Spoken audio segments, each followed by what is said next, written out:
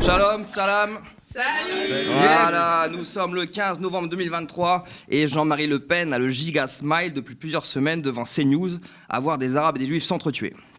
Ça pourrait être un argument pour un cessez-le-feu, ça tient. Faites la paix, ça effacera le sourire du visage des fachos plutôt que d'effacer la Palestine du visage de la terre. Voilà. Je suis là parce qu'il y a le stand d'Israël qui est présent. L'État d'Israël soutenu par tout l'Occident depuis 75 ans.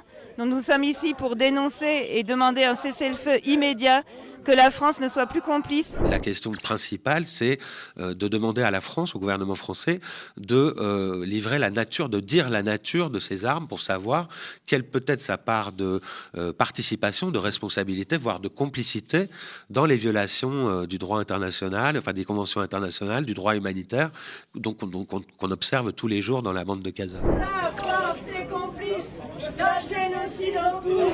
La France est complice d'un génocide en cours.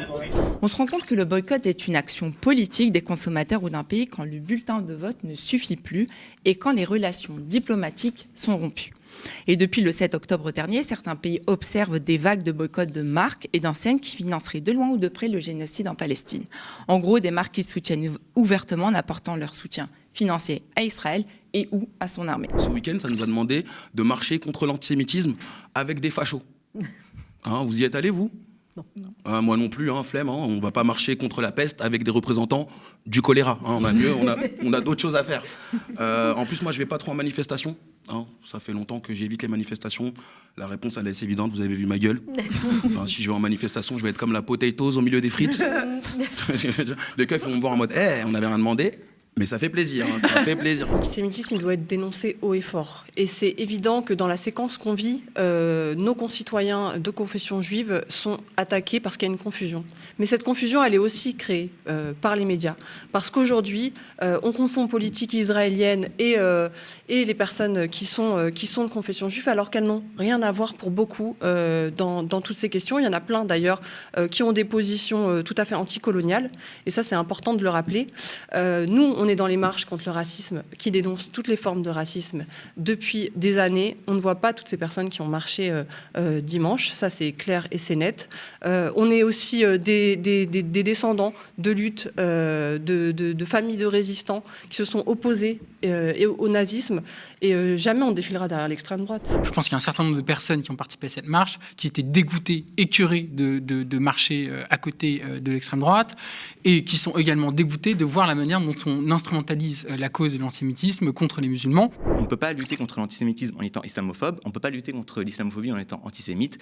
Mais en vrai, j'aurais dû même dire on ne peut pas lutter contre l'antisémitisme en étant antisémite. Parce que depuis, il y a eu une manif à laquelle on a convié le Front National, le Parti Reconquête. Il y avait Le Pen, Zemmour, Ciotti, tutti fascisti. Vraiment, c'est con que Darmanin ait dissous Génération Identitaire. Il y avait moyen de les inviter aussi. Comment réagir quand l'extrême droite, historiquement antisémite, participe à une marche contre l'antisémitisme ? Aussi, comment réagir quand des mouvements islamistes radicaux utilisent des outils connus pour être ceux des luttes de libération armée ? Tant qu'on reste dans la morale coloniale, on a du mal à comprendre ce qui se joue actuellement et on se contente d'exiger la condamnation d'un Hamas déjà 1000 fois condamné ou d'un gouvernement israélien qui se fout éperdument des condamnations. Alors comment aller plus loin que cette morale coloniale ? Je suis sûr qu'on trouvera des pistes en prenant le temps d'étudier l'histoire de l'Empire ottoman, l'histoire du panarabisme, l'histoire du statut des Juifs dans les empires coloniaux français et anglais, l'histoire de la guerre civile libanaise et bien sûr l'histoire de l'anticolonialisme au Proche et au Moyen-Orient.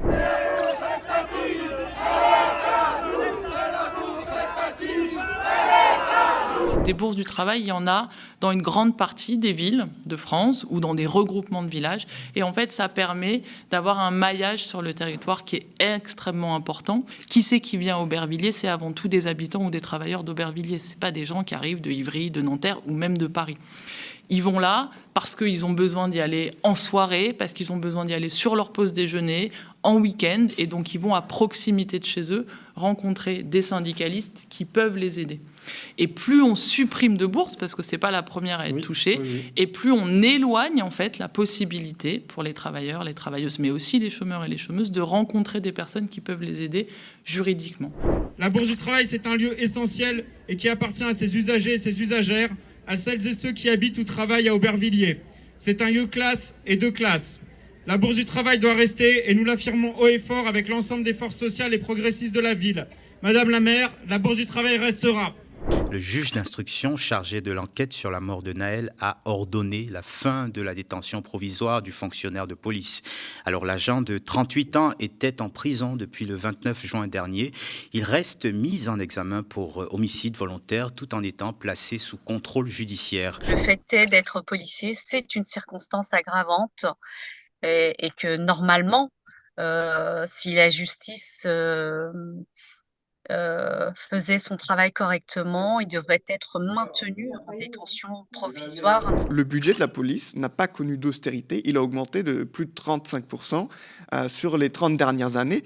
Donc contrairement au reste du service public, la police est véritablement l'enfant chéri. Ça va de pair évidemment avec des achats d'équipements, ça va de pair avec une augmentation des effectifs. Il n'y a jamais eu autant de policiers en France qu'aujourd'hui. Et donc, on est dans cette situation où le quotidien de la population est sous une emprise policière quasi constante qui, évidemment, favorise les discriminations, les violences, puisque c'est inhérent au fonctionnement de cette institution. C'est un texte qui viole le droit à la santé en supprimant l'AME. C'est un texte qui viole le droit à un hébergement avec l'interdiction pour une personne qui a moins de 5 ans de résidence régulière sur le territoire, de pouvoir accéder à l'hébergement d'urgence. C'est un texte qui viole les conditions de vie, le droit à des conditions de vie dignes, avec la suppression des allocations familiales, avec la suppression de l'aide au logement, avec la suppression de l'aide aux adultes handicapés. C'est un texte qui viole la liberté d'expression. C'est peut-être la première liberté que nous revendiquons, nous, Amnesty, parce que ça permet de revendiquer toutes les autres.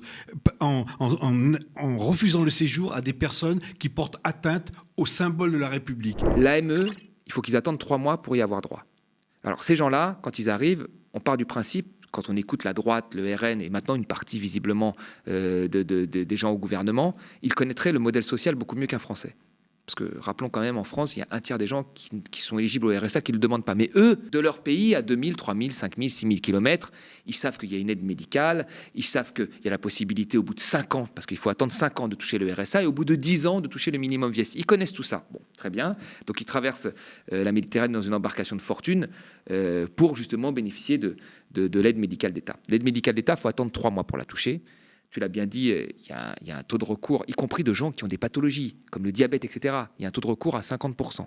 Et vous savez, 5 ans après, quelqu'un qui n'a pas, 5 ans après, un immigré qui est en France donc depuis 5 ans, et ben vous en avez toujours 35% qui n'ont pas recours à l'aide médicale d'État, 5 ans après. Donc, et beaucoup de travaux académiques qui ont fait la synthèse de ce que voient les ONG, de plusieurs rapports, montrent qu'en fait, la plupart des gens, quand ils arrivent, ils ne savent même pas que ça existe, l'aide médicale. Ils ne savent même pas que ça existe. Quelqu'un qui travaille, qui veut avoir un titre de séjour en motif de travail, doit prouver la preuve de son travail. Alors que derrière, la loi dit qu'il est interdit une personne qui est en situation irrégulière, et il est interdit qu'il bosse. En même temps, il est interdit au patron de lui faire travailler.